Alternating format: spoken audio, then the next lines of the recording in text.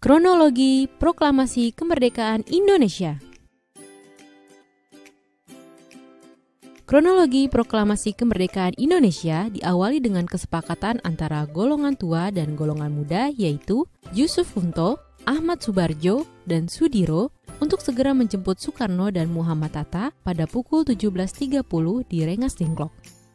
Di sana, Ahmad Subardjo memberi jaminan kepada kaum muda bahwa proklamasi kemerdekaan Indonesia akan dilakukan pada 17 Agustus 1945 selambat-lambatnya pukul 12.00 waktu Indonesia Barat. Ketika sampai di Jakarta, Soekarno dan Hatta menemui Jenderal Nishimura untuk menjajaki sikapnya mengenai proklamasi kemerdekaan.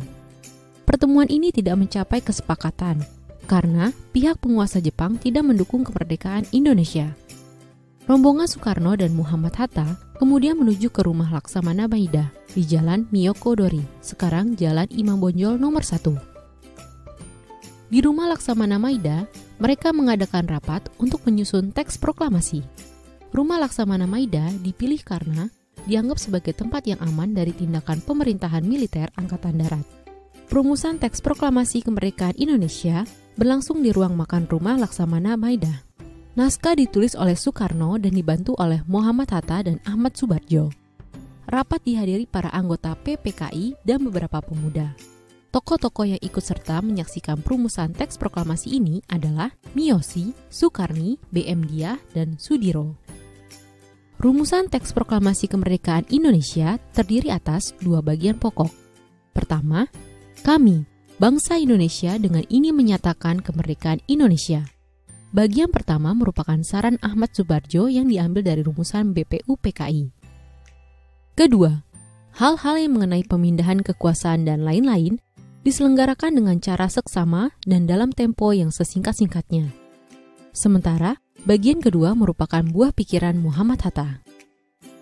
Teks proklamasi kemudian dibawa ke serami muka rumah Maida.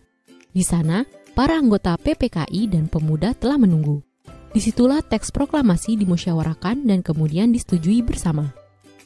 Sukarni mengusulkan agar teks proklamasi ditandatangani oleh Soekarno dan Muhammad Hatta atas nama wakil-wakil bangsa Indonesia.